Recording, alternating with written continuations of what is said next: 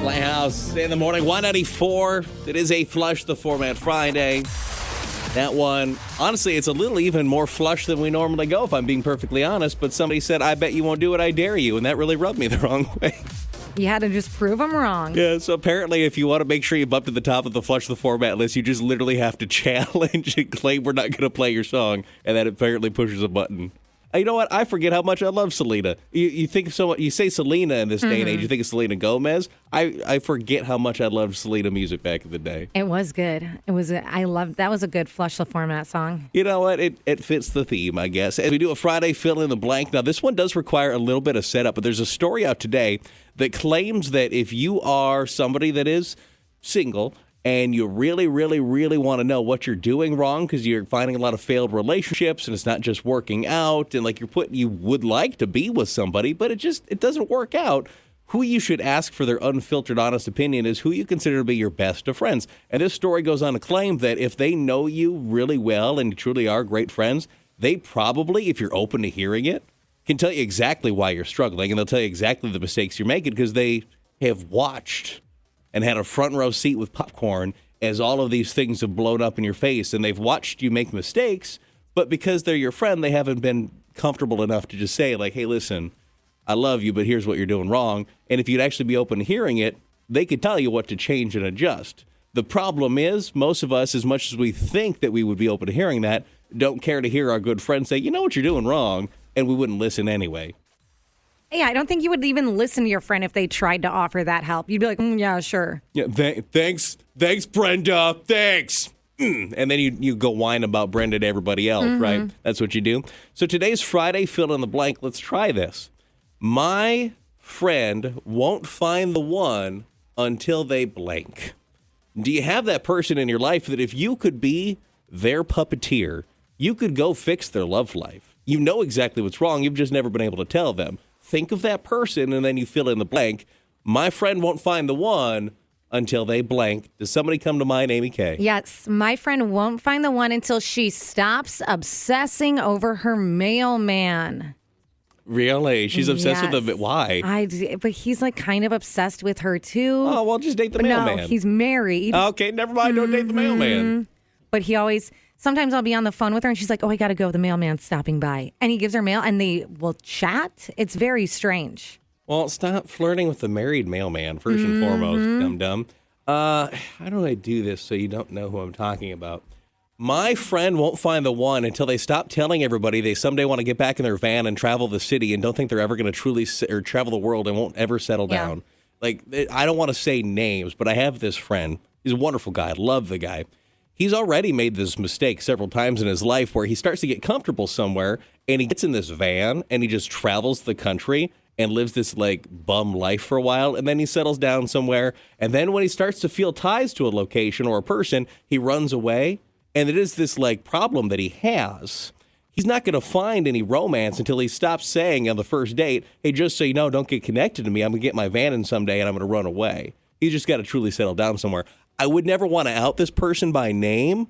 So that's why I'm going to keep it super vague like this. But I have this friend, is such a good friend, almost feel like I see him every day, that gets in a van and runs away from his happiness. You have a friend that has a van? Yeah. I have one too, and he actually ran across a state. Oh, that's cool. South Dakota.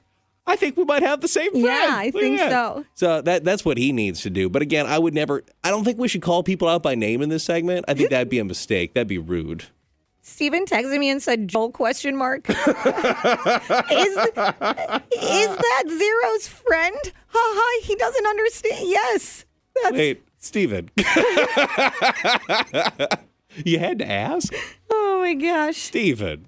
Oh. Was I doing that good of a job beating around the bush? You must have been. Good for me. Because I would never want my friend to know that's who we're talking about. Never want that. Yeah. No naming names. Friday, fill in the blank. My friend won't find the one until they stop blank. 237, it's text 35270. Let's go. Okay, let's go. If you had Napster, then this song is for you. Dropping another throwback. Y94. Hey, it's Playhouse. Y94, the number one hit music station. 8:10 in the morning. On a Friday, Flush Format Friday, on a Friday, fill in the blank. My friend won't find the one until they stop. Trying to save everybody.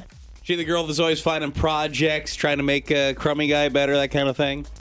Exactly. And so she's drawn to men who need fixing. And yeah. Those these people that are so obviously to everybody else not dating material, but she's like, I can fix him. Well, yeah, and like some, really serious problems, and she thinks she's going to be able to fix them and live with them until they are fixed, and it's just not working out for her. I feel like we all know that person, though. We all know the DIY relationship, project relationship person where they think that's the secret is I found somebody that I can mold. And they never mold them. And they just move on to another one. And that's basically how it goes. You've seen some people that their friend won't find anyone until they stop blank. Until they get rid of their unrealistic expectations. Someone else said she won't find the one until she gets out of her head. She builds up this idea of a conversation in her head, and then before even having it, the pressure psychs her out. Someone else said she won't find the one until she stops wearing a fake wedding ring. She thinks it's helping her get picked up, but it is not helping. What is that thing your friend just needs to stop doing? And if they would stop doing this, they'd probably find the love of their life. You can look at their life and go, you know what? I know what it is. I know the solution. My friend won't find the one until they stop blank. You might never say this to them, but you can say it to us. 237, it's text 35270. Flyleaf and a Flush the Format Friday. Why not E4? It's Playhouse in the morning. Y94 Flush Format Friday. Friday, fill in the blank. My friend won't find the one until they stop blank. What you see there, Amy K? My friend won't find the one until he stops being more interested in the idea of a perfect girl than just a girl herself. Someone else said she's not going to find the one because she is extremely immature, counts on her parents and brother for everything. And someone else said won't find the one because they need to stop being so socially awkward. And for you, your friend won't find the one until they stop what? Hoarding cats. I'm sorry, did you just say hoarding cats? Hoarding cats. She's got 15 and is thinking about taking in 2 more. I mean, that's the definition of the crazy cat lady. They're everywhere. Everywhere in a 1-bedroom apartment. You got to be kidding me. Did you say a number? How many cats does she have? 15. 15. And she thinks she's getting 2 more. So 17 soon. Yeah, that's too many cats. Exactly. Can you imagine, you're seeing somebody, you go to their place, you realize they got 17 cats. You're like, am I at Homeward or Animal Shelter? Where do you live? Yeah, it's actually just live in the back. That can't be legal. That seems like an excessive amount of cats. That's too many. I'm not really a huge cat person, so I had to struggle with the one. My wife had a cat when we met, and I really liked her because I tolerated the cat. But I certainly couldn't do 17 cats. Yikes. No, even with me just having one, I have cat hair all over me constantly. I could not imagine 17 cats. Too many. We seen any final ones? My friend won't find the one until they stop blank. Until he gets rid of his super gross mustache. He refuses to shave it. Someone else said, my friend won't find the one until they stop being so extremely shy. They're open with us, lots of fun, but around anyone new, they clam up.